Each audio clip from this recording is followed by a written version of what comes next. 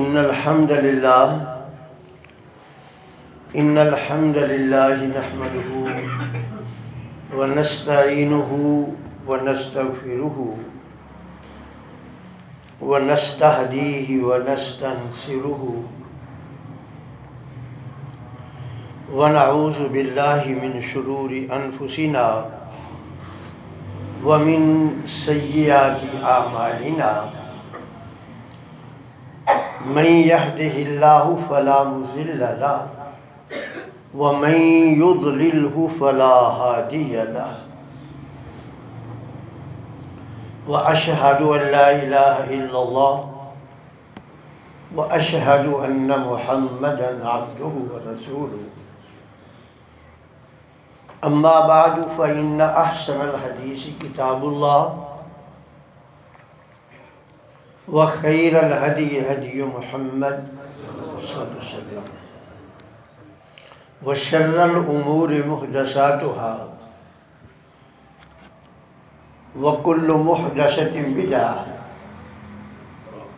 وكل بدعة ضلالة وكل ضلالة في النار اللهم صل على محمد وعلى آل محمد كما صليت على إبراهيم وعلى آل إبراهيم إنك حميد مجيد اللهم بارك على محمد وعلى آل محمد كما باركت على إبراهيم وعلى آل إبراهيم إنك حميد مجيد أعوذ بالله من الشيطان الرجيم بسم الله الرحمن الرحيم قل إن أدري أقريب ما توعدون أم يجعل له ربي أمدا عالم الغیب فلا يظہر علی غیبہ احدا الا من ارتضى من رسول فإنه يسلك من بين يديه ومن خلفه رصدا۔ اے رحمت عالم صلی اللہ علیہ وسلم، آپ یہ لوگوں کو بتا دیں کہ مجھے معلوم نہیں ہے کہ جس کا تمہیں وعدہ دیا جاتا ہے وہ قریب ہے یا دور ہے، یا رب ذوالجلال نے اس کے لیے ایک طویل مدت مقرر کی ہے۔ عالم الغیب وہی اللہ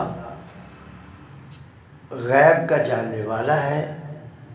فلا یظہر علی غیبہ احدا، وہ اپنے اس علم کا اظہار کسی پر نہیں کرتا، ہاں الا من ارتضی من رسول، مگر اس میں سے بعض علم پر اپنے رسولوں میں سے جس پر چاہتا ہے کر دیتا ہے، فَإِنَّهُ يَسْلُكُ مِن بَيْنِ يَدَيْهِ وَمِن خَلْفِهِ رَصَدًا،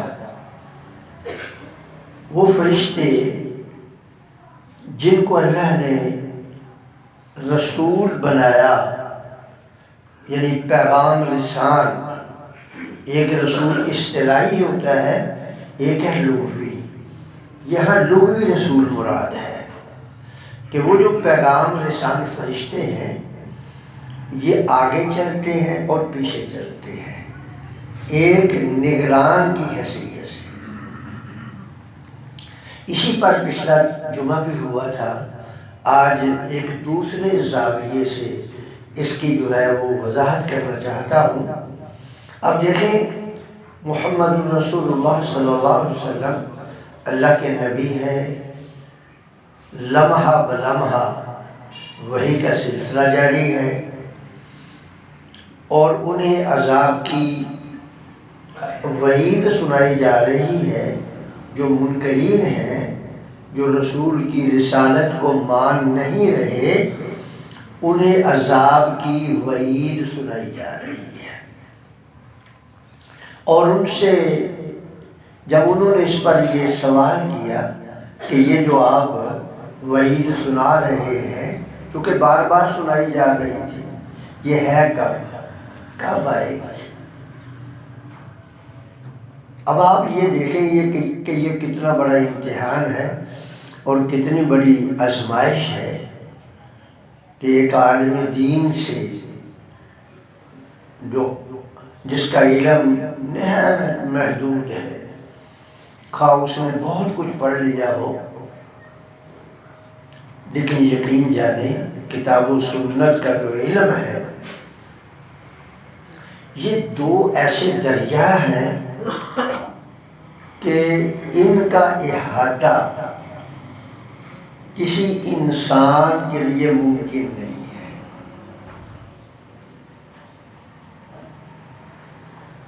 ہمارے شیخ تھے، آپ نے نام سنا ہوگا، عبداللہ بہروالوی رحمہ اللہ،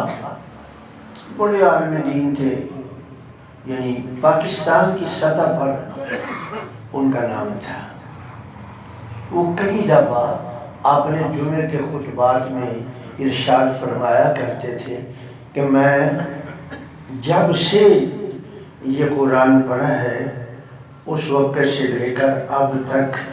جتنی بار بھی پڑھتا ہوں، مجھے ہر دفعہ اس میں سے کوئی نئی چیز ملتی ہے اور مجھے ایسا لگتا ہے کہ یہ آیت تو میں نے پہلے کبھی پڑھی تھی۔ اور یقین جانے خود میرے ساتھ بھی یہی معاملہ ہے، جب بھی اس کو تدبر کے ساتھ پڑھتا ہوں تو کتنی چیزیں ایسی سامنے آتی ہیں کہ جیسے ایسے لگتا ہے کہ یہ آیات ابھی نازل ہو رہی ہے۔ سچ بات ہے یہ۔ تو یہ علماء کے لیے ایک سبق ہے کہ رسول اللہ صلی اللہ علیہ وسلم کا علم، کتاب جو دین کا علم ہے، وہ رسول اللہ صلی اللہ علیہ وسلم پر مکمل تھا، اور ہر وقت وہ علم رسول اللہ صلی اللہ علیہ وسلم کے کو مستحضر تھا۔ لیکن اس کے باوجود اگر کوئی ایسی بات کا سوال کیا جاتا جس کے بارے میں وحی نے رسول اللہ کو مطلع نہیں کیا ہوتا تھا،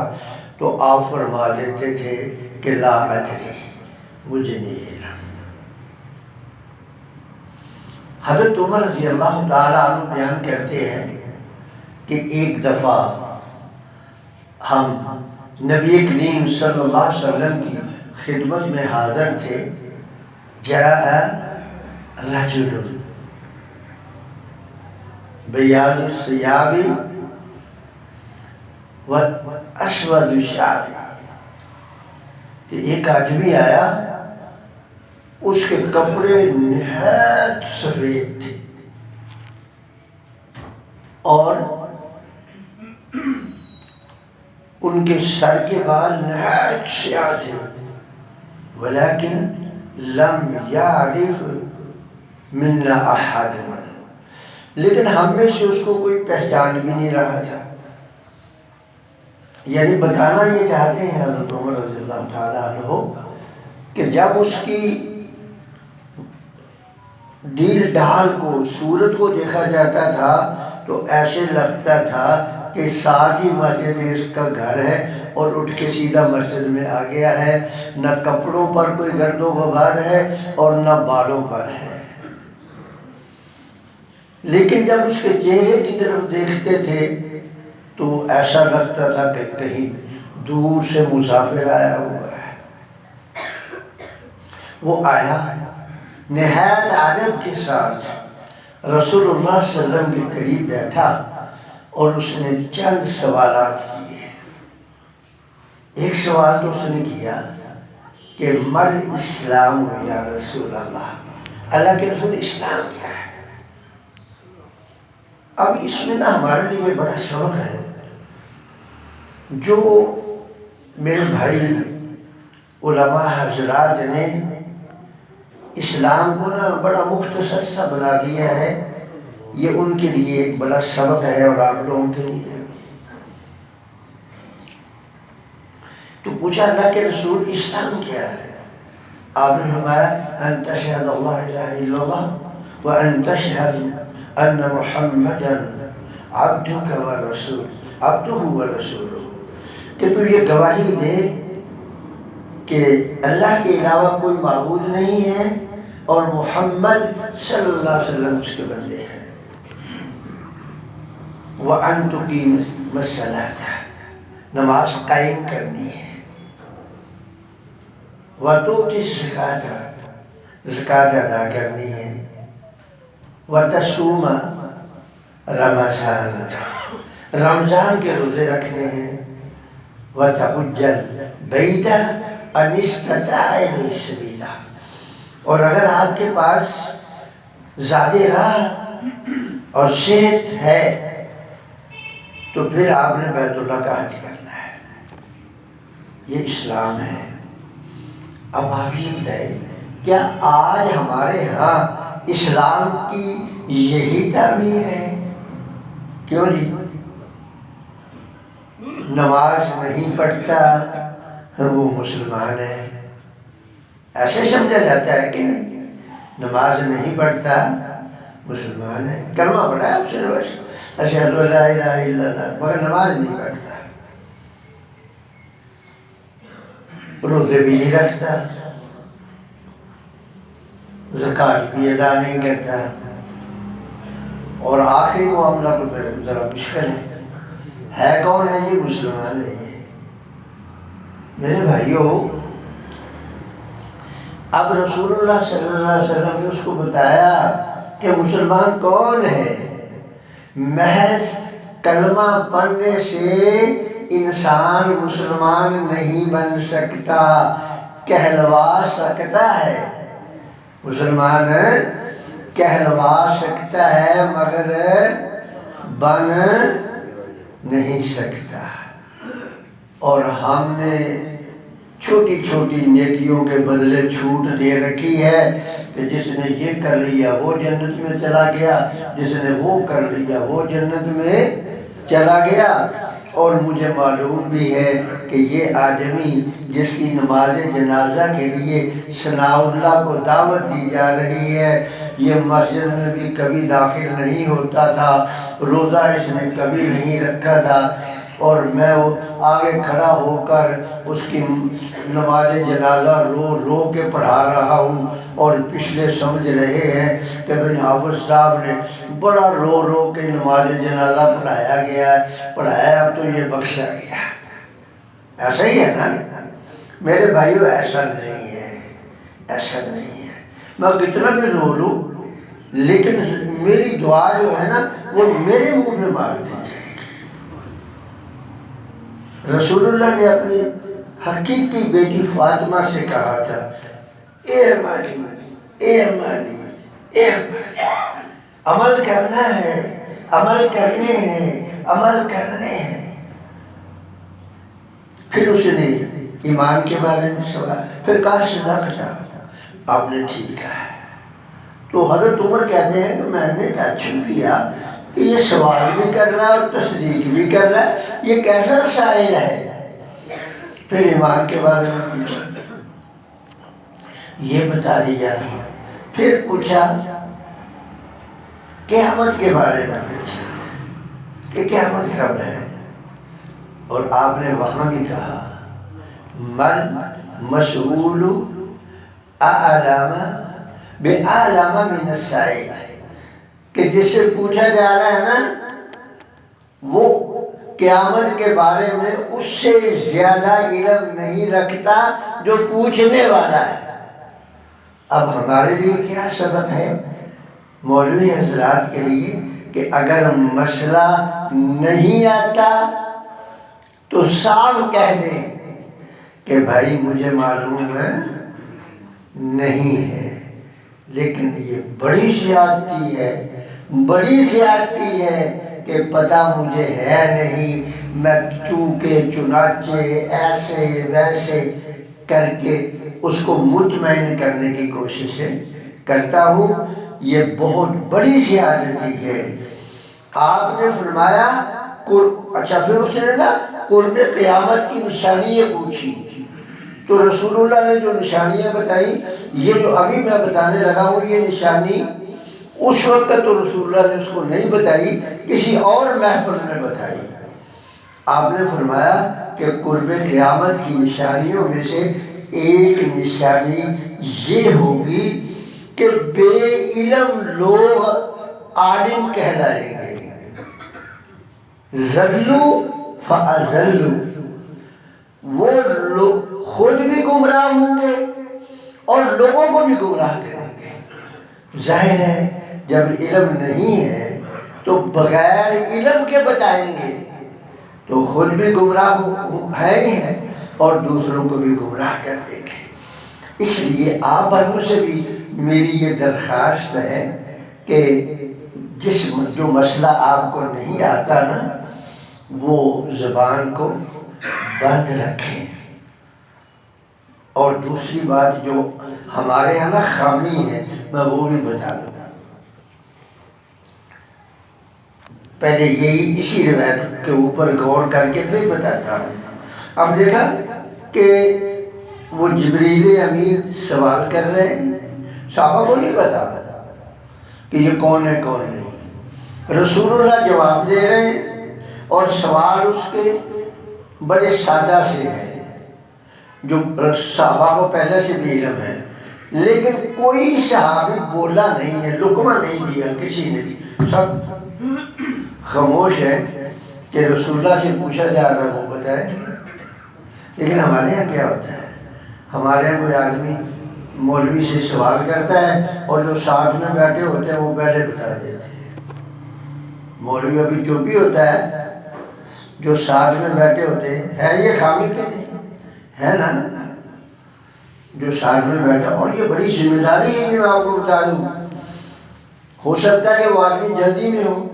وہ آپ کی بات ہی سن کر چلا گیا ہو اور اس میں کوئی غلطی ہوگی ہو آپ سے بتانے میں، اب وہ بری ہے آپ مجرم ہیں، جب تک وہ عمل کرتا رہے گا بتانے والا مجرم ہے۔ اور یہ جو نا ہمارے اسلاف کا بھی یہی طریقہ تھا۔ امام احمد بن حنبل رحمہ اللہ اور یحییٰ بن معین رحمہ اللہ بہت بڑے اپنے وقت کے نا بہت بڑے عالم دین تھے۔ کسی ایک محفل میں بیٹھے ہوئے تھے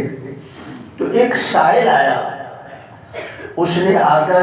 احمد بن حنبل سے مسئلہ پوچھا تو امام احمد بن حنبل چپ اور اسے سائل سے اشارہ کیا بھی ان سے پوچھا، یحییٰ بن معین سے پوچھا۔ اس نے یحییٰ بن معین سے پوچھا تو یحییٰ بن معین نے احمد بن حنبل سے عرض کی کہ حضرت آپ ہی بتا دیں۔ تو یہ کم ذمہ داری نہیں ہے، مسائل بتانا یہ کوئی کم ذمہ داری نہیں ہے۔ اور یہ جو جس ممبر پہ میں کھڑا ہوں، اس ممبر پہ کھڑا ہونا بھی کوئی کم ذمہ داری نہیں ہے، یہ بہت بڑا بوجھ ہے۔ اور اگر میں نے جھوٹے موٹے قصے اور جھوٹا موٹی شعر و شاعری آپ کو سنا کر آپ کو مزے آپ کو سنایا اور آپ نے چاہتے وقت کہا لو آج تو مزہ ہی آ گیا، تو یہ بہت بڑی میری ذمہ داری ہے کہ جو مجھ سے لوگ لینے آئے تھے، جو وقت انہوں نے دیا ہے میں نے ان کا وقت برباد کر کے ان کو گھر میں بھیج دیا ہے، ایسا ہی ہے نا۔ تو میرے بھائی اب آگے والی آیت پہ آ جائیں کہ عالم الغیب فلا یظہر علی غیبہ احدا، وہ اپنے جو اس کا علم کلی ہے وہ اس کسی پر ظاہر نہیں اس نے کیا، ہاں بعض چیزیں اس نے کسی کو کوئی بتا دی کسی کو کوئی بتا دی۔ تو یہ جو قرآن مجید ہے نا یہ بھی علم غیب ہے، کیونکہ رسول اللہ صلی اللہ علیہ وسلم سے اللہ کہتا ما کنت تدری مل کتاب ولا ایمان، کہ اے محمد آپ وحی کے نازل ہونے سے پہلے آپ کو نہ تو یہ پتا تھا کہ ایمان کیا ہے اور نہ یہ پتا تھا کہ کتاب کیا ہے، تو یہ غیب ہے۔ لیکن دوست ہمارے بھائی جو ہے نا وہ ڈنڈی مارتے ہیں، کہتے دیکھو اللہ تعالیٰ جس کو چاہتا ہے تو اللہ تعالیٰ چونکہ رسولوں کو چاہتا ہے تو اس لیے رسولوں کو اللہ نے علم غیب عطا کر دیا ہے، ایسا نہیں ہے۔ اچھا پھر اس کے بعد اللہ تعالیٰ نے نا فرشتے بھی مقرر کیے ہیں، ان کو بھی علم دیا ہے اللہ نے، اور وہ فرشتے کیا کرتے ہیں، وہ میرے اور آپ کے نا جب ہم چلتے ہیں میرے اور آپ کے آگے پیچھے چلتے ہیں، اور آپ نے کبھی یہ مشاہدہ کیا ہوگا گاڑی پہ جا رہے ہیں یا پیدل چل رہے ہیں، بے خیالی میں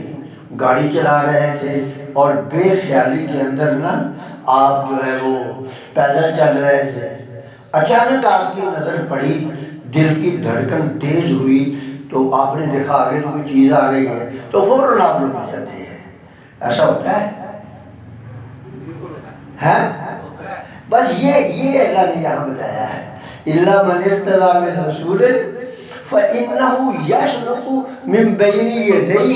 وَمِنْ خَلْفِهِ رَصَدًا، وہ نگران ہے۔ وہ تو پوچھا گیا اللہ کے رسول سے کہ اللہ کے رسول پر بندہ ہو کیسے جاتا ہے، تو آپ نے فرمایا کہ ان فرشتوں پر تقدیر غالب آ جاتی ہے، ان فرشتوں کے پر تقدیر غافل آ جاتی ہے، چونکہ جب جبریل امین نے ایمان کے بارے میں پوچھا تھا نا تو فرمایا انتو کہ بھی تو ایمان رکھ تقدیر کے اچھے اور برا ہونے پر، اس پر بھی ایمان رکھ، تو پھر اس کے اوپر تقدیر غالب آ جاتی ہے،